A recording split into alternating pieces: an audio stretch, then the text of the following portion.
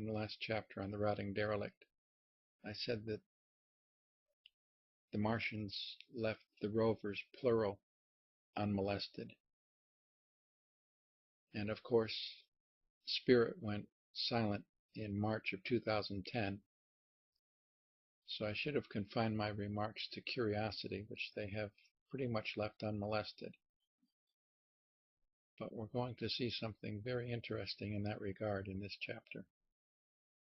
So let me pull up this image and we'll get started. We've covered the apes before. I pointed out this iron plug. We'll see more of these. We did these sculptures. I pointed out this object.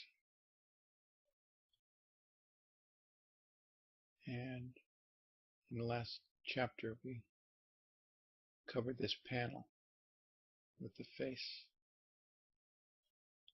So in this chapter, we're going to concentrate on this area right here. Note that there are creatures swimming in the water. Now note that we have the sculpture of the head of a bird. And I guess we're going to start this black-snouted creature. I'll pull up his image.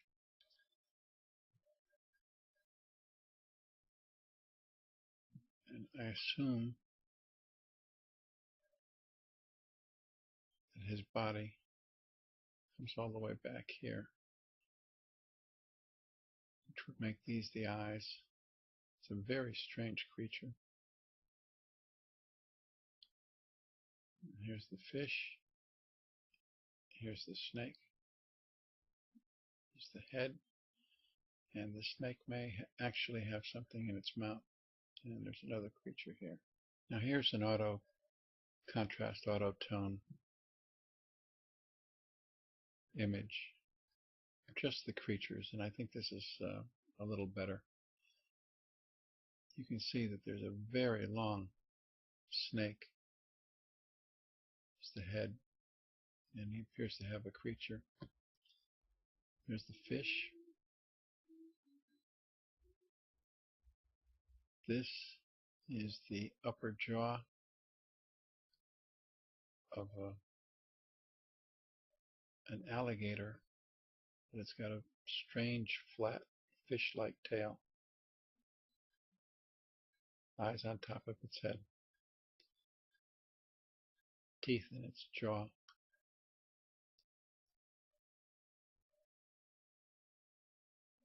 Here we have an arthropod, and it's crawling over the back of the alligator, and it has a creature in its mouth. And there's at least one juvenile arthropod, colored dark green. There may be more than one. Now down here we have the agro-fish, and we actually have a double exposure of the agro-fish. You can see a mouth full of teeth, large eye, fin, and we have a gonzo. Now this eye does not belong to the gonzo. This is the head of another creature, cricket-like creature, and we'll look at him in a little while. But this is the left side of gonzo. This is his left rear foot, his left front foot, and both feet are holding this cone snail. Now, if you watch the preliminaries, and we assume that the visible length of this fish is 20 feet, then gonzo is about 4.5 feet across the front and about 5.5 feet long. And this cone snail, from the barb to the end of the tail. It's about 12 feet. There's also a fleshy creature, which may be attached to the cone snail shell. You can see the body of the cone snail right here. It's a gray-green tube. And you can see that there's a slit opening in the cone snail shell. And Gonzo just gets the body. He starts at the back end. He pulls this thing out and starts eating it from back to front. The head is still attached, and here's the barb. Now here's one version of Gonzo and the cone snail isolated.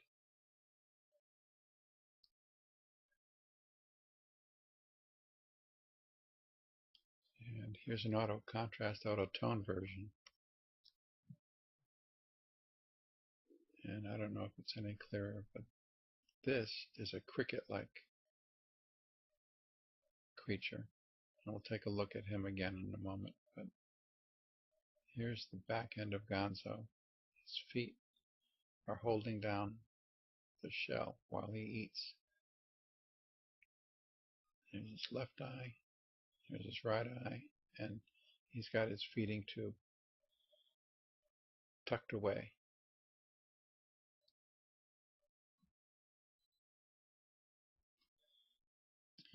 Now here's a slightly different auto contrast, auto tone version, and I just wanted to show you this creature that reminds me of a cricket, but you can see that it has just 4 limbs and it's got a tail, so it's not much of a cricket. In the introduction I showed this image. I didn't discover it, but we discussed it, and now we have a better idea of the size of Gonzo. I asked you in the introduction to remember this object right here. Well, this is the remains of a cone snail, and in this chapter we have seen Gonzo eating a cone snail, and from 12 or 14 feet this is all that remains. And yet this piece is easily 3 or 4 feet long if we have the scale of Gonzo, if we have a reasonable estimation for the scale of Gonzo. We're going to concentrate on this area right here, because the Martians do something very strange. They get right down here with these creatures. Well, we've got a close-up, and these 3 are particularly easy to see.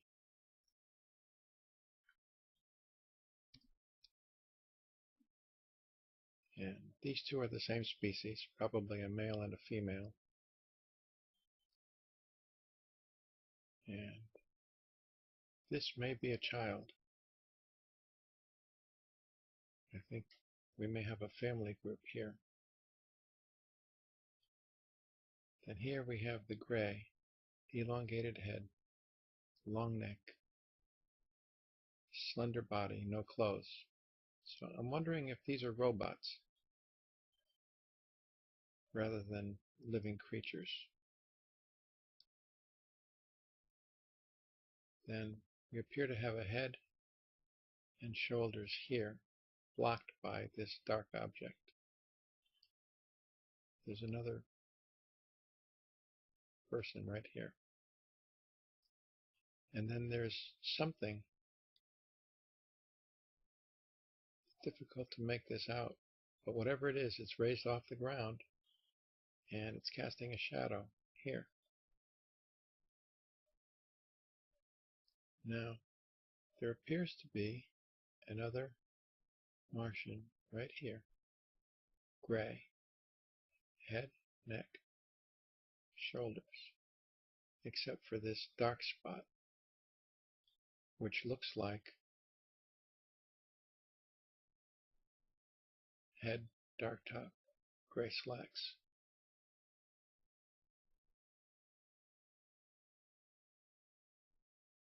And exactly what this image represents, I don't know. Is this a child's toy? We've got something standing between the camera and this gray right here. And there's another, probably a helmet here. So exactly what this image represents is difficult to say. This looks like it may be someone leaning over the parapet. And we have this arm that comes down, and he's doing something with an object here.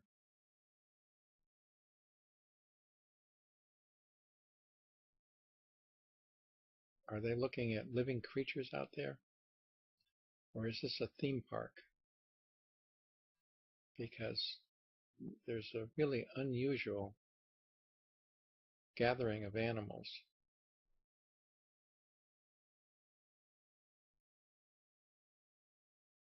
And there seem to be unique representations of each animal. So perhaps what we're looking at, what they're looking at, are animatronics. Maybe families come to look down at this, and this area is there for their amusement. But over here, in this area, there are more Martians, and they're right down on this surface where the creatures are. So let's take a look at those.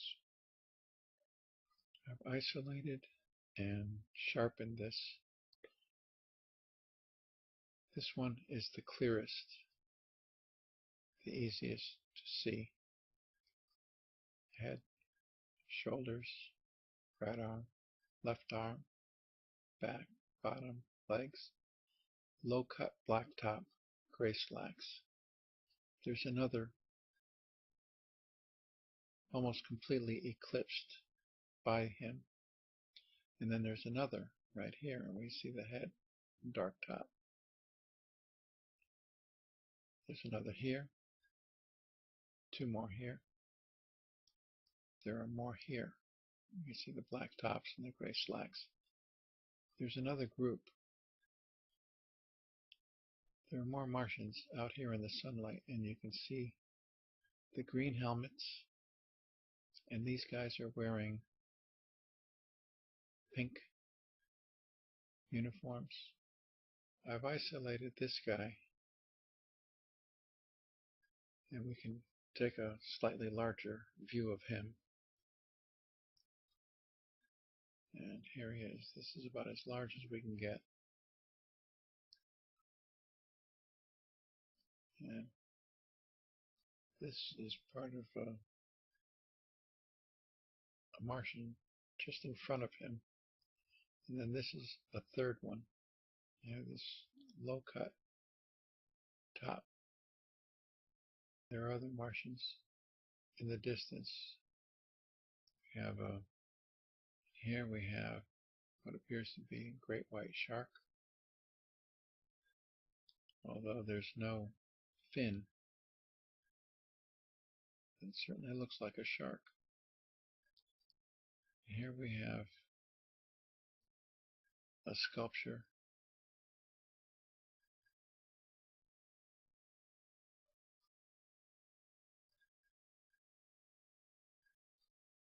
What is this? A crocodilian?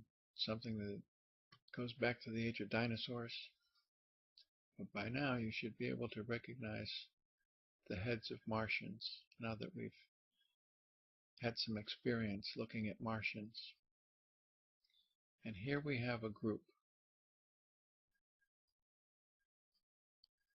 And there's one down here. And then these guys are all lined up. And they're sitting in what I think are personal flyers. And this guy is probably just coming up, and he's going to take his place alongside this guy. And maybe they have gotten together to have lunch and they're using this as a table. I think that these things, I think they can just move around in these things. This will conclude a rather disjointed chapter 3, but we'll pick it up again in chapter 4 called The Fish and the Woman.